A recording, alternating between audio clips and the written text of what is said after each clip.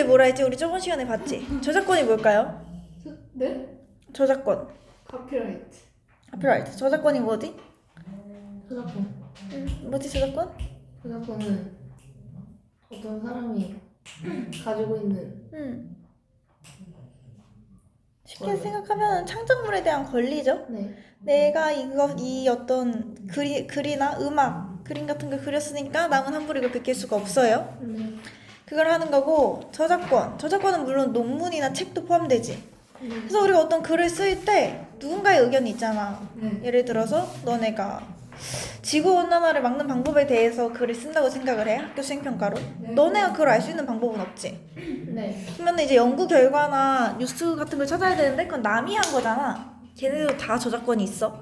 그러니까 쓰기 윤리를 지키기 위해서는 이걸 내가 어느 문헌에서 따왔고 어디에 나오고 누가 쓴 글이다 라고 밝혀줘야 돼요. 네. 한글과 약간 인터넷 문서로 쓴다고 하면 밑에 각조를 닫는 법으로 표시를 해줘야겠지? 네. 오케이? 쓰기 윤리를 지켜야 돼요. 글쓴이의 허락을 받은 후에 사용해야 되고요. 아니면 도서명과 저자명, 인터넷 사이트의 주소 등을 밝혀야 되고요.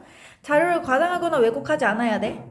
하여튼 사실 내가 글을 되게 지구온난화 진짜 너무 심각해가지고 내후년이면 다 죽는다고 생각을 했어.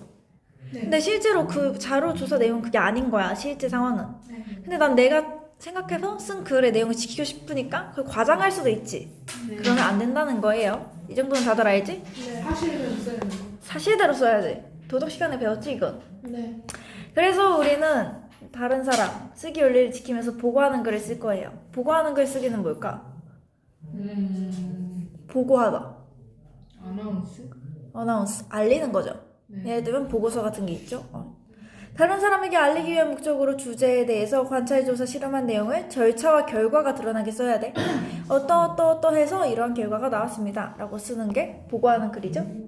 보고하는 글의 특성 이거 4가지는 외워줘야 돼요. 자주 나와 나중에도.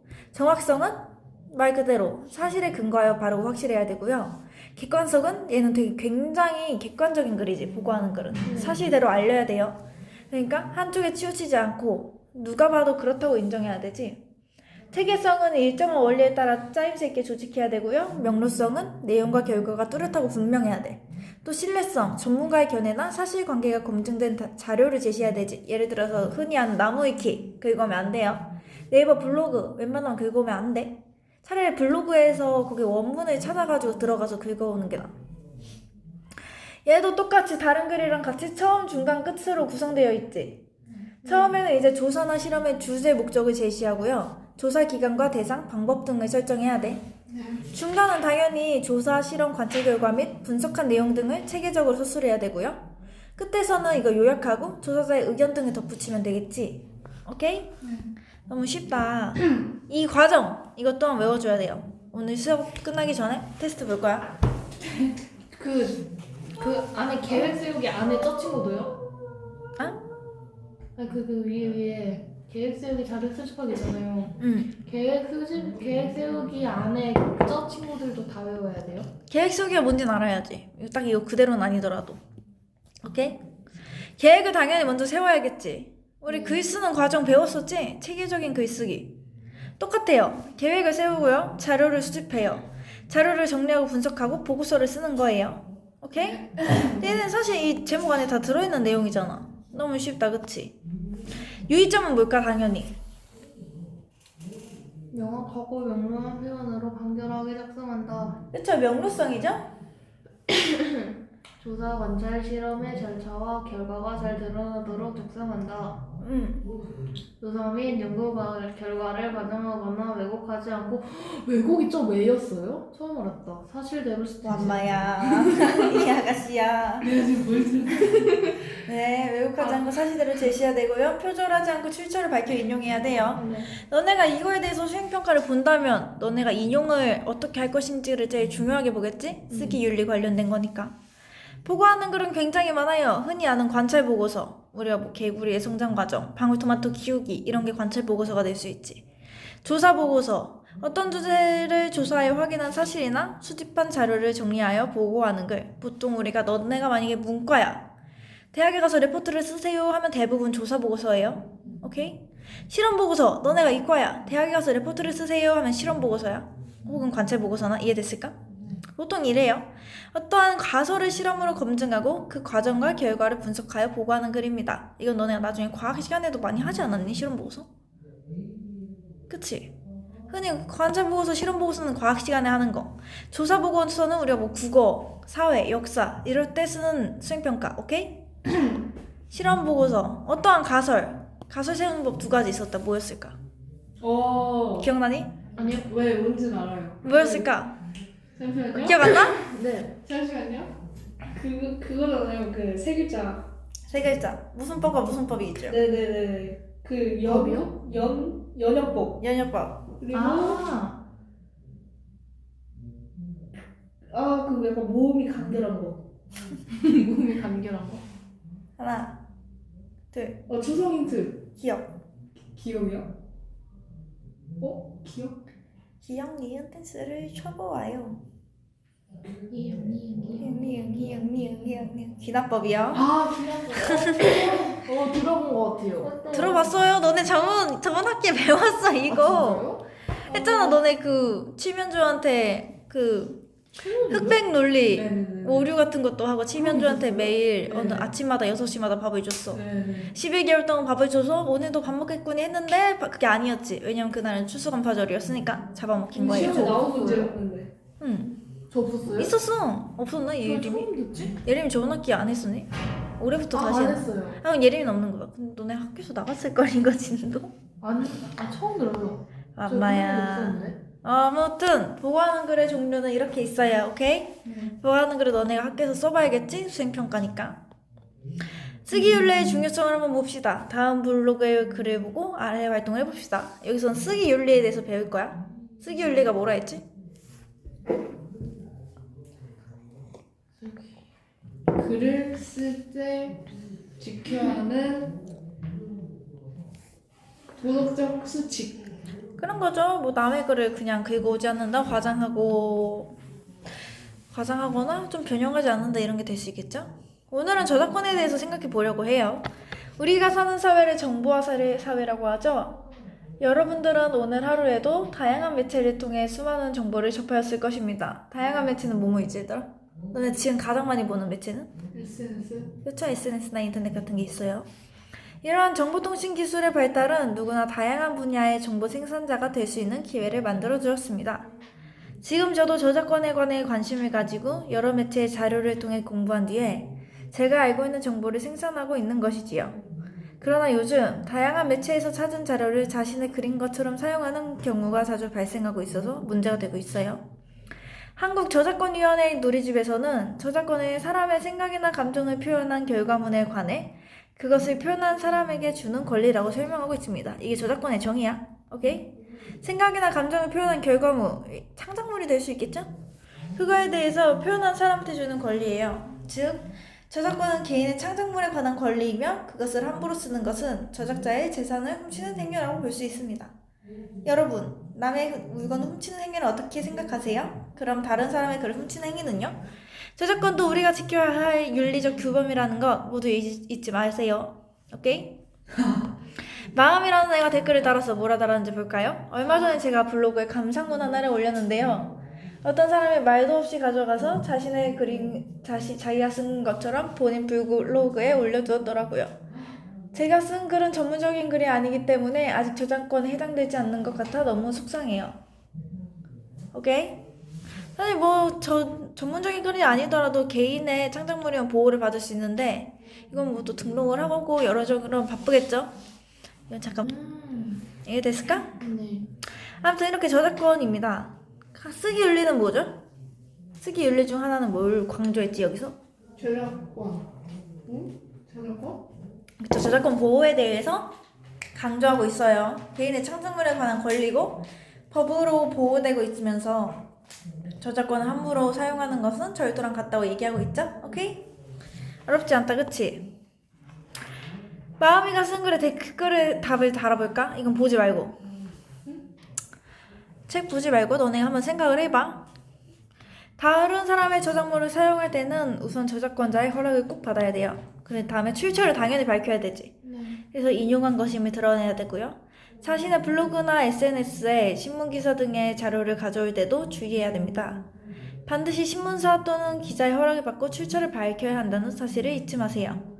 우리가 인터넷을 통해 쉽게 찾을 수 있는 음악 파일, 영화나 드라마, 사진 등의 자료, 블로그에 올린 글짓기 숙제나 독서 감상문도 모두 보호해야 할 대상입니다. 마음이 아까 이렇게 댓글 달았지? 뭐라고 할 수 있을까 우리는? 블로그에 올린 감상문도 자신의 생각과 감정을 담고 있으니까 저작권이 충분히 인정되며 보호받아야 한다. 여기 볼 수도 있고 예언이는?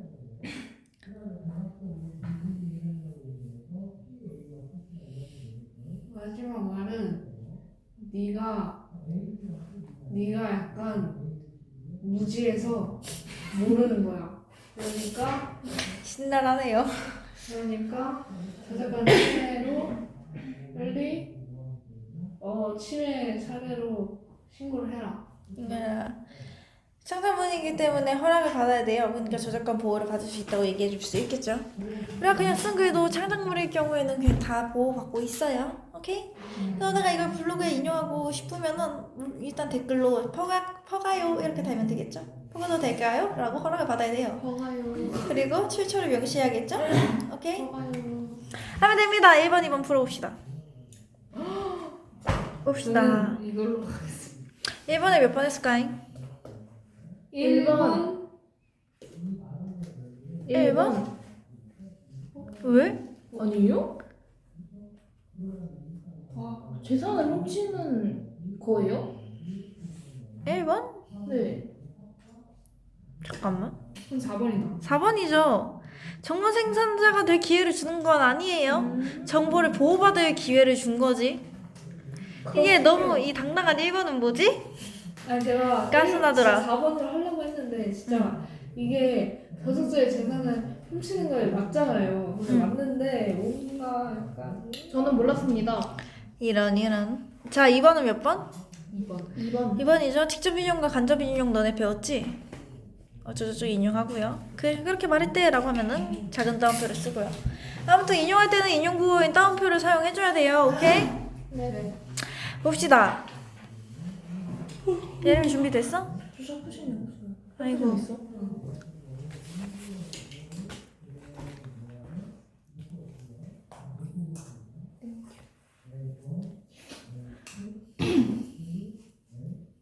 자, 봅시다. 이거는 이제 조사한 자료를 정리하려고 해요. 이 그래프를 봐. 100명으로 대상을 한 설문조사 결과야. 아침밥을 먹는 친구들이 우리가 예상했던 것보다 많은 것 같아. 그치? 내가 아까 말한 사례죠? 얘네들 어떠한 글의 방해성을 정했는데 조사를 해봤더니만 결과가 달라. 그래가지고 정말 나 안 먹고 오는 줄 알고 먹어야 하는 까닭도 조사해놨는데 해서 서진이가 조사 결과를 조금 바꾸자. 어차피 결과는 우리만 알 것이니까 괜찮을 거야 라고 얘기하고 있죠. 좋지 않아요? 아깝다. 그래, 그럴 수는 없지. 나쁘지. 좋지 않아요. 왜 왜곡하려고 했지? 아까 말한 것처럼 내가 예측한 대로 결과가 안 나온 거야. 그러면 다시 좀 바꿀까? 귀찮네 생각을 할 수도 있지만 조금 멍청한 거 아니에요? 원래 조사 문제 되는 거 아니에요? 근데 그러니까 당연히 아침밥을 안 먹고 올 줄 알았는데 그건 쟤가 이렇게 한 멍청한 거지. 약간 좀 섣불렀던 거죠. 그렇게 해가지고 왜곡하면은 사실성과 신뢰성이 떨어지겠지. 네. 그래서 조사 결과는 어떻게 바꿀 수 있을까? 제가 무슨 생각이냐면 이거 이 학기 때. 네? 어떻게 분석할 수 있을까 이 결과를? 아하 아침밥을 먹지 않는 사람보다 아침밥을 먹는 사람이 더 많다. 그러니까 이제 아침밥 먹었을 때 좋은 점을 강조하면서 더 많은 친구들이 먹었으면 좋겠다라든지 이렇게 얘기해 줄 수 있겠죠? 이 그래프를 가지고 어떻게 분석해야 되냐도 너네가 나중에 많이 써야 될 거야. 오케이? 조사 결과는 그대로 써야 돼요. 왜곡하거나 수정해서는 안 돼. 아이 시끄러워. 이것도 하나의 쓰기 윤리가 될 수 있겠죠? 쌤, 아이폰 그 소리 왜 안 업데이트 안 하셨어요? 나 아직도 이건데? 나도 아직도 저건데? 업데이트 소리가 갑자기 뒤로? 이건 안 했지. 나 업데이트 안 했어. 3번 푸십시오. 이게 쓰기 윤리다. 이 애송이 같은 서진이. 봅시다. 땡땡 모듬은 우리 학교 학생들의 여가 활용 실태에 관한 너네 서진이니? 그 전국 서진이 비난하는 전국 서진. 서진 서진이 몇 명이지? 알 수가 있어요? 내 친구 중에서는 4명 있었어. 저도 친구 중에 3명 있어요. 서진도 흔하구나. 전 2명 있어요. 아, 근데 서진이 되게 중성적인 이름이 아니에요? 맞아. 그래? 남자도 있고 여자도 나 있어요. 여자애 한 명, 남자애 한 명. 그리고 남자 한 명도 여자 안 한 명, 봤던 남자 2명. 어머. 진짜 그래서 그 지민이 같은 약간 그런 거. 지민이도 지민은 여자 그치. 있고 남자 있어요. 맞아. 지민. 제 사촌 동생 이름이 지민이고 제 친구 이름이 지민. 맞아. 지민도 되게 중성적이죠. 아무튼 뭐 할라 했지? 질문 읽기. 아 맞아. 땡땡모동 우리 학교 학생들의 여가 활용 실태에 관한 조사 보고서를 쓰려고 합니다. 대화를 보고 조사 계획서를 완성해 봅시다. 정화는 예원이가, 채연은 예림이가 해. 동명은 쌤이? 선생님. 응? 그 제가 진짜 정말 존경했던 유치원 선생님 성함이에요. 정화. 그렇구나. 엄정. 축하해요. 정화는 응.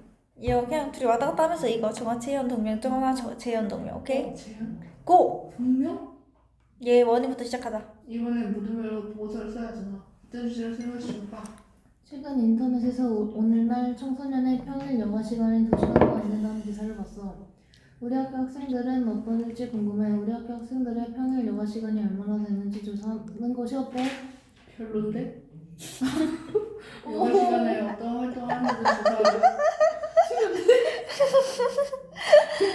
멤버들을 만들어서 조사하고 좋겠어. 우리 학교 학생들 100명을 대상으로 조사하면 되겠지? 알아서 해. 그럼 나는 생기자료를 바탕으로 오늘날 청소년들의 여가 시간과 활동에 대한 자료를 찾아볼게. 나는 안 하도 돼. 나는 인터넷 백과사전에서 여가 의미를 찾아볼게. 채연이는 면담을 통해 여가의 긍정적인 효과를 조사해줘. 말하기 윤리를 먼저 해야 될 것 같은데 얘네는.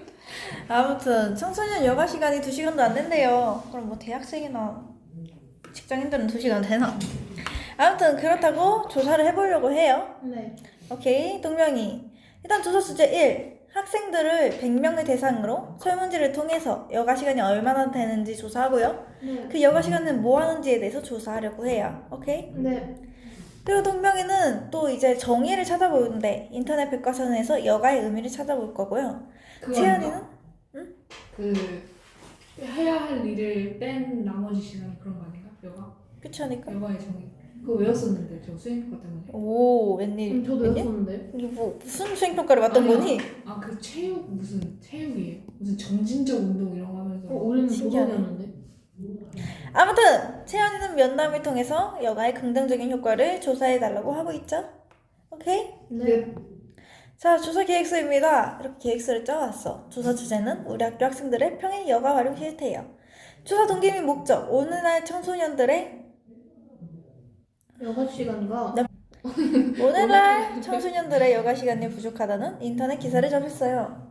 실제로 주변 친구들도 평일에 여가 시간을 제대로 누리지 못하고 있는 것 같아요. 여가의 의미와 긍정적 효과를 조사하여 여가의 중요성을 파악하고 우리 학교 학생들의 평일 여가 활용 실태에 관해 살펴보고자 한다. 조사 내용은 뭐지 얘들아? 우리 학교 학생들 여가 시간. 뭐라고? 긍정적 효과. 긍정적 효과는 평일 여가 시간의 활동, 여가의 의미와 긍정적 효과예요. 조사 기간과 조사 대상을 명시해야 되고요. 방법도 얘기해줘야 돼요. 설문조사를 통해 설문지를 제작해서 학생 100명의 대상으로 조사하고요. 자료조사는 통계자료, 인터넷 백과사전 면담 이렇게 하면 됩니다. 오케이? 네. 4번, 5번 고! 네. 4번에 몇 번? 가라나다. 가라나다요? 네. 그쵸? 5번은? 5번. 5번. 5번이죠. 조사 평가는 아직이에요. 네. 자, 이렇게 보고서를 쓰기 위해 수집한 자료들입니다. 자료를 정리할 거예요. 어떻게 정리하는지 한번 봅시다. 질문 3개를 준비했지. 네. 장친의 여가 시간은 어느 정도입니까? 평일 여가 시간에는 주로 무엇을 합니까? 적절하다고 생각하는 평일 여가 시간은 어느 정도며 여가 시간에는 뭘 하고 싶습니까? 이렇게 3개 물어봤어. 해서 이렇게 대판 거를 자기가 정리를 하겠지? 네. 또 인터넷 백과사전을 통해서 여가에 대해서 정의를 조사해왔어. 네. 학교 체육 선생님을 면담해가지고 여가의 긍정적인 효과에 대해서 알고 싶다고 면담해서 되게 주관적일 수도 있고 체육 선생님이니까 잘 아시겠지? 네. 정말 긍정적인 효과 전문가의 견해를 들었고요. 통계 자료도 조사했어요. 이건 통계청과 여성가족부에서 발표한 되게 객관적인 꼭 신뢰도가 높지? 통계청이면은. 네. 저는 통계 자료를 조사해왔습니다. 오케이? 네. 이렇게 많아요. 어떻게 활용할까? 설문조사는. 각각 어떻게 쓸 것 같아? 가나다라 이 자료조사들을.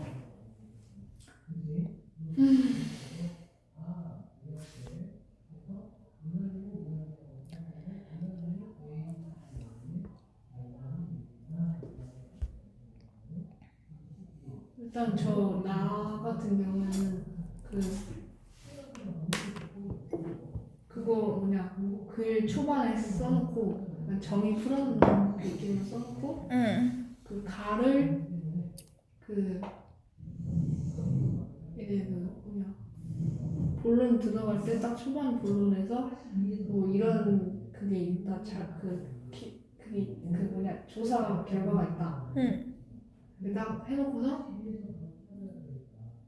그렇게 하고 이제 통계 자료 조사로 바로 들어가가지고 이제 통계청에서 뭐 이런 통계가 있었다 그러면서 논리적으로 근거를 든 다음에 그래서 일단 다까지 근거로 들고 그 결론은 이러이러함으로 여가 시간을 늘릴 필요가 있고 여가는 중요하다. 굉장히 좋은 방법이죠. 예림이는? 저도 생각이 똑같아요. 예림이 말로 한번 정리해볼까? 저도 나로 처음에 정의를 해준 다음에 가로 조사한 자료를 올려서 쓰고 나로 믿을만한 자료인 거를 나타내고 다음에 다로 쌤이랑 면담한 것까지 넣어줘요. 그럼 어디에 쓸 수 있을까? 어떤 내용을? 이 자료조사를 가지고 뭘 얘기할 수 있을까를 알아야 돼, 너네가.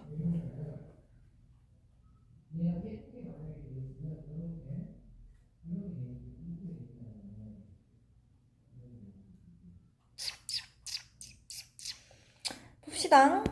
이렇게 자료를 보고서에서 어떻게 활용할 수 있을지를 봐야 돼요. 첫 부분에 여가의 의미를 설명하면서 시작하면은 중요성을 강조할 수 있겠죠. 모든 보고서는 정의를 먼저 넣어줘야 돼요.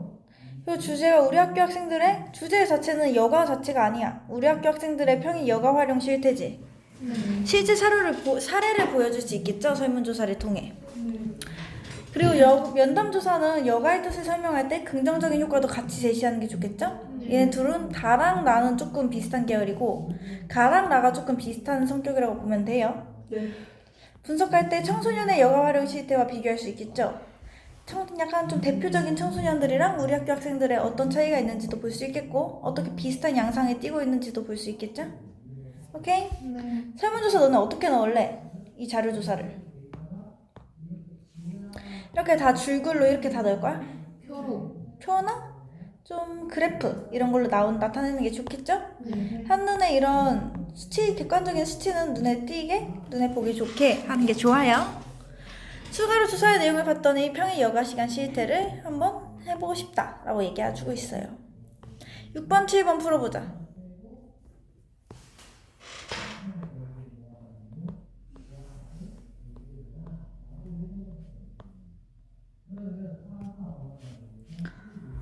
축하합니다. 성적이 올라서. 아유 졸려요. 어쩔 수 없지. 과학 시간에 자. 낮잠 시간 없어요? 아유 드렸죠. 우리 학교 학생들의 평일 여가 활동 실태라고 조사 보고서를 썼어요. 졸린 예림이가 읽어봅시다. 최근 한 인터넷 신문 기사에서 보도한 내용을 보면 좀 더 빨리. 오늘날 청소년들 10명 중 3명은 평일 여가 어허. 시간이 2시간 더 늦은 것을 나타냈다. 이에 우리 모두에선 예림아? 긍정적인 시간을 통해 여가의 중요성을 알아보고 우리 학교 학생들과 오늘날 청소년의 평일 여가 활동 영상을 비교 분석하여 우리 학교 학생들의 평일 여가 활동 실태를 탐구하였다. 거기까지. 조사 주제 및 목적이 뭐라고? 여가의 중요성. 네. 잠깐만. 아무튼 잘했어요. 여가의 의미와 긍정적인 효과를 통해 여가의 중요성을 알아보고요. 학교학생들과 오늘날 청소년들의 평일 여가 활용 양상을 비교 분석하여 우리 학교 학생들의 평일 여가 활용 시대를 탐구하였어요. 이게 뭐라고? 조사 주제 및 목적이에요. 네. 계속 읽어봅시다. 조사 기간 및 조사 방법. 조사 기간 2000 땡땡년 땡월 땡일부터 땡일. 설문조사. 조사 대상 우리 학교 학생 100명. 조사 내용 우리 학교 학생들의 평일 여가 활용 실태와 희망 여가 시간 활동. 희망 여가 시간 및 활동. 자료조사, 조사 방법, 인터넷 백과사전, 면담, 통계 자료 조사 등. 조사 내용, 여가의 의미와 긍정적 효과, 오늘날 청소년들의 평일 여가 활용 실태. 자, 읽었습니다. 조사 기간을 먼저 명시했죠? 그리고 조사 대상과 내용, 방법, 설문조사는 조사 대상과 조사 내용을 밝혔고요. 자료조사는 조사 방법과 조사 내용을 밝혔어요. 오케이? 자, 밝혀줘야 돼요. 중간은 예원이가 읽어보자. 여가의 의미.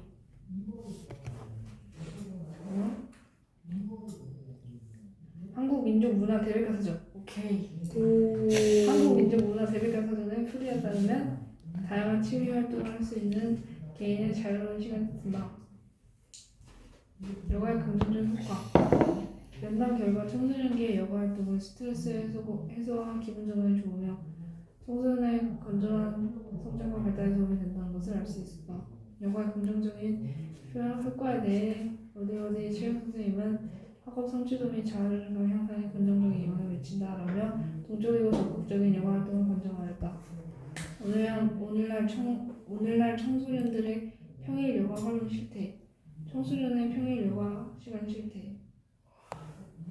여기서 잠깐만 보면은 일단 여가의 의미에 대해서 아까 문헌 인터넷 백과사전에 대해서 조사한 거를 갖고 왔어요. 어디에서 나온 건지 출처를 밝혔죠. 신뢰성을 높이고 쓰기 윤리를 지켰어요. 한국 민족 문화 대백과사전이라는 되게 좀 신뢰성 있는 문헌이지. 그래서 따왔다는 거 얘기하고 있어요. 그리고 면담 조사에서도 누구누구 체육 선생님의 말이다라고 인용부 따옴표를 통해서 다른 사람의 말임을 드러냈죠. 이렇게 인용을 하면은 인용부호를 사용하든가 아니면 또 출처를 밝힌다든가의 쓰기 윤리를 지켜줘야 돼요. 계속 읽어보자. 오늘날 청소년의 평일 여가 활동 시간은 한두 시간이 가장 많았고 1시간 미만, 2-3시간 등의 순으로 나타났다. 청소년의 평일 여가 활동 실태 복수입니다. 오늘날 청소년의 평일 여가 활동 양상은 주로 컴퓨터 게임, 인터넷 검색, 텔레비전 시청, 휴식 등으로 단순하고 획일적인 형태로 나타났다. 우리 학교 학생들의 평일 여가 활동 실태. 설문조사 결과 우리 학교 대부분의 학생은 평일에 1시간 미만에서 1-2시간의 여가 시간을 보내고 있었다. 그리고 여가 활동은 컴퓨터 게임, 인터넷 검색, 텔레비전 시청과 같은 정적인 활동 위주로 이루어지고 있었다. 우리 학교 학생 100명 중 과반수 이상의 학생들이 희망하는 평일 여가 시간은 2-3시간으로 나타났다. 이와 1-2시간, 3-4시간 등의 순으로 응답을 하였다. 희망하는 여가 활동으로는 32명의 학생들이 문화예술 활동을 선택하였고 이어서 운동 및 운동 경기 관람, 휴식 등의 순으로 응답하였다. 대부분의 학생들이 실제 여가 활동으로 응답했던 컴퓨터 게임, 인터넷 검색, 텔레비전 시청은 13명, 7명으로 상대적으로 선호도가 낮게 나타났다. 그렇죠. 일단 조사한 내용을 그래프를 통해서 한눈에 보기 쉽게 나타냈어요. 여성가족부와 통계청에서 조사해온 결과를 먼저 제시를 했고 그리고 다음엔 이 사람들이 직접 조사한 설문지를 통해서 우리 학교 학생들의 실태를 조사한 결과를 나타냈죠. 두 개의 결과는 비슷하지, 결과값이. 둘 다 정적인 활동을 많이 했어요. 앞에서 체육 선생님은 좀 되게 동적인 활동, 적극적인 여가 활동을 권장했지만 뭐 텔레비전을 보거나 핸드폰 하거나 자거나 이런 시간이 제일 많았던 걸로 본 거죠. 또 여가 시간이 부족하다고 느낄 수 있겠지, 얘네는. 왜냐하면은 희망하는 평일 여가 시간이 2시간에서 3시간이니까. 희망 여가 활동으로는 문화예술 활동을 선택했고요. 운동 및 운동 경기 관람, 휴식 등의 순으로 응답했어요. 실제로 하고 있는 거랑은 좀 반대되는 양상을 보여주고 있지. 그러니까 얘네들이 직접 하는 거랑 원하는 건 여기서 좀 차이가 있다는 걸 볼 수 있어요. 끝은 예린이가 읽어보자.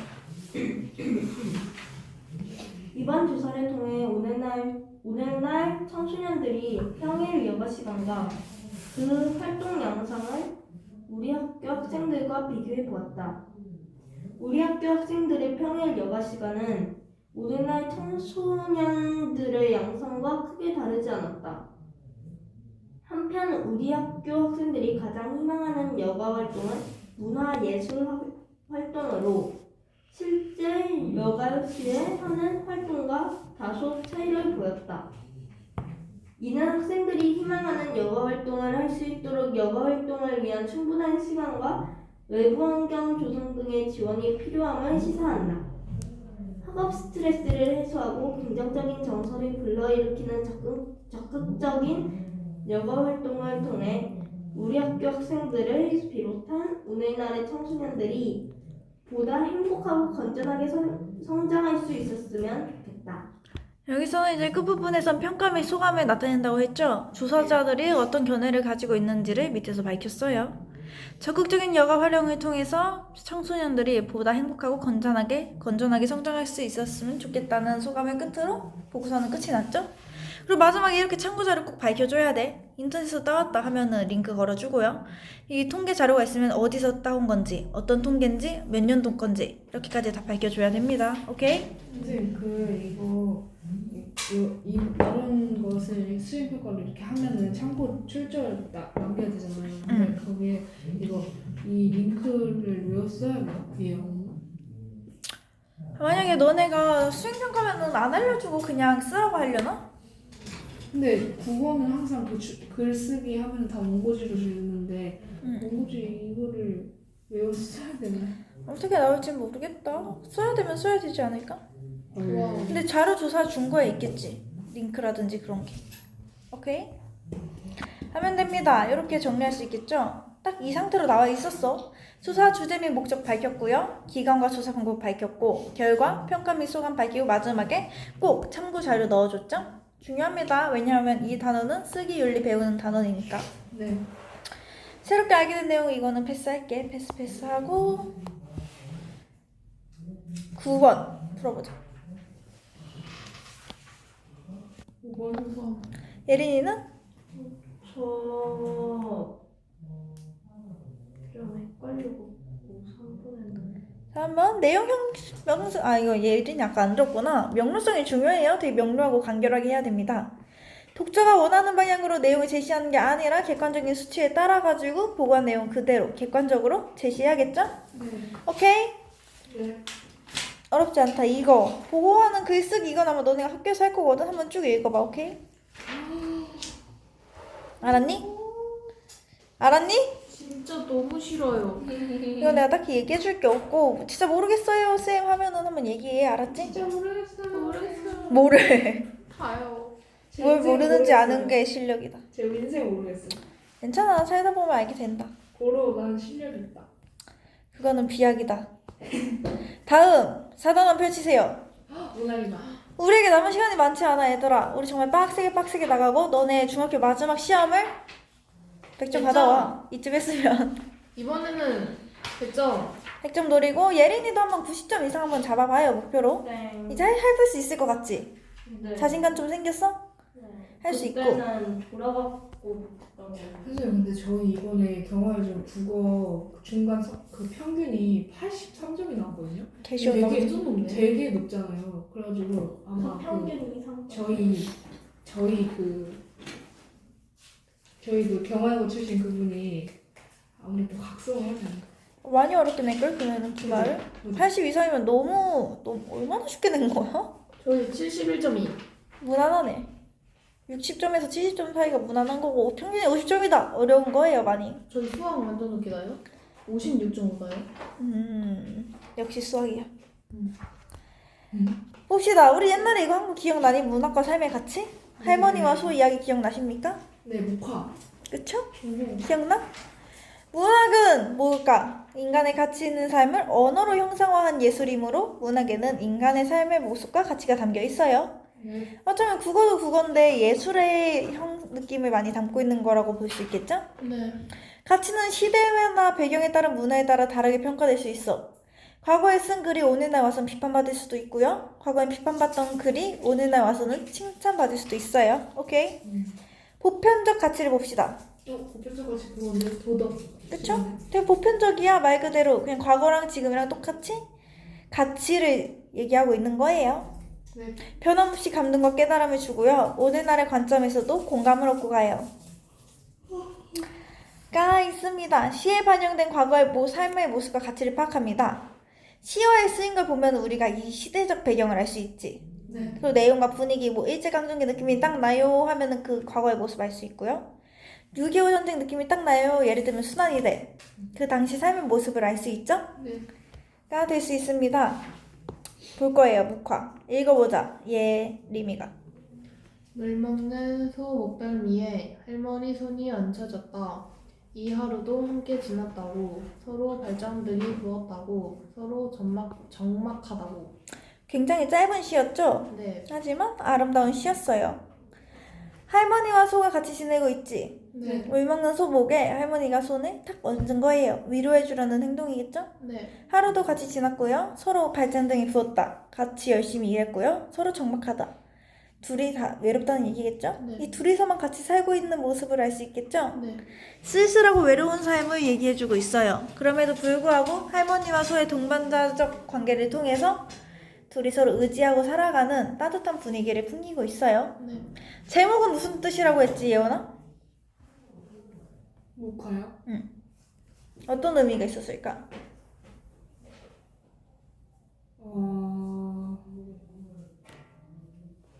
목화랑 그 묵으로 그린 그림인데 묵으로 그린 그림은 색이 없잖아요. 그렇죠. 그 무색이 주는 느낌이 이 시의 어떤 느낌을 주지, 무색이? 무색은 고독함, 고독함. 쓸쓸함, 외로움. 그렇죠? 절제되고 적막한 그런 느낌을 주고 있어요. 그 느낌이 담겨있는 시입니다. 이 시도 그렇죠? 되게 적막하고 절제된 느낌을 보여주고 있어요. 또 어디서 맞췄어요? 성경후정 기억나니? 네. 무슨 뜻이지? 먼저 경치를 보여주고. 정서를 나중에 보고. 네. 그쵸? 경치는 뭐야, 예린아? 경치 여기서 이 시에서 드러나고 있는 경치는 어떤 느낌이지? 좀 약간 쓸쓸하고 아니, 이 시에서 객관적으로 주고 있는 경치 어떤 상황이지? 그 할머니가 소 목덜미에다가 손을 올려놓고 그렇죠. 그 다음 정서는 할머니와 소가 서로를 위로해주고 있는 정서입니다. 성경후정 외워놔요. 네. 중요한 포인트로 넘어갈 거예요. 여기 다 풀었지? 네. 여긴 좀 쉬워. 근데 표현상의 특징을 한번 볼까? 고라는 연결어미와 쉼표로 마무리되고 있죠? 네. 함께 지났다고, 발잔등이 부었다고, 적막하다고 3번 반복됩니다. 그러니까 운율을 주겠지? 같은 어미의 반복으로. 네. 그리고 이게 계속 반복되니까 이 날이 매일매일 반복될 거라는 느낌도 줄 수 있어요. 계속돼서 반복되는 연결 어미는. 네. 그리고 여운도 줍니다. 딱 맞춤표로 찍고 끝난 게 아니고 쉼표로 끝냈지. 더 계속 이어질 거라는 여운과 앞으로의 상황을 제시해주고 있는 거예요. 이해됐을까? 네. 와, 쉽다. 우와. 다음 우리 그 시절 우리들의 집 했었지. 이것도 기억나니? 네. 어떤 내용이었어? 이거 현대 사회를 비판하는. 네. 어떤 모습? 옛날 집에서 애를 낳고 그런 풍경을 그쵸? 그리워하는. 그런 풍경을 그 가정에서 그런 뭔가 삶과 죽음이 존재하는 그런 삶의 모습이었다면 지금 아파트로 이사를 되면서 그 계절도 분간을 못하고 밤낮도 분간을 못하고 그런 식으로 시간적 흐름을 잊으면서 살 정도로 그런 지난 날들과 대비되는 모습 그리고 어머니의 그 부고 소식을 들으면서 그 다시 갔을 때 되게 그리웠다 저기 되게 소중한 곳이었구나 이런 식으로 하면서 그 작가는 현대 사회 모습, 문명 이런 것들을 좀 비판적으로 보고 있다. 아주 기억력이 좋군요. 맞습니다. 문학과 현실과의 관계를 나타낸 거예요. 작가가 살아간 시대의 모습, 역사적 상황, 문화적 배경 등 현실이 반영되어 있죠. 네.